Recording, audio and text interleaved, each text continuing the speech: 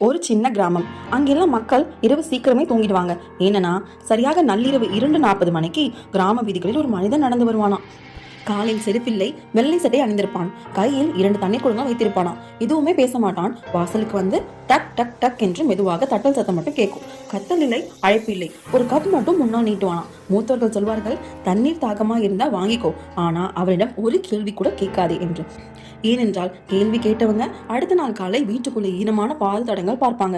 படுக்கை வரைக்கும் இருக்குமா. ஒரு இரவு 10 வயது சிறுவன் கார்த்திக் தாகத்தோடு வீழ்த்தான். டக் டக் டக் என்று வாசல் சத்தம் கேட்டது. சின்ன இடைவெளியின் அவன் பார்த்தது தலை குனிந்த மனிதன் உடையிலிருந்து தண்ணீர் சொட்டியது. கார்த்திக் மெதுவாக கேட்டான், அண்ணா ஏன் இவ்வளவு நேரம் என்று. அந்த மனிதன் எதுவும் சொல்லவில்லை. கையில் இருந்த கப்பை முன்னால் நீட்டினான். அதில் இருந்த தண்ணீர் அசைந்து கொண்டே இருந்தது.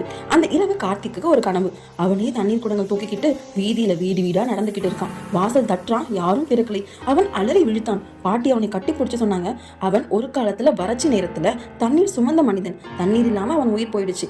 இப்பவும் தன்னிடம் இருந்ததை பகிர்ந்துகிட்டே தான் இருக்கான். அடுத்த இரவு கார்த்திக் ஒரு நிறைந்த தண்ணீர் குடத்தை வாசல் வெளியே வைத்தான். டக் டக் என்று சத்தம் வந்தது. பின்பு அமைதி. அதற்கு பிறகு அந்த மனிதன் யாருக்கும் தெரியல. ஆனால் இன்றும் கடுமையான வெயில் இரவுகளில் வாசல் வெளியே தண்ணீர் வைத்தால் காலையில அது காலியாக இருக்கும். தலை உலர்ந்தே இருக்கும். சில ஆவிகள் பயம் காட்ட வராது.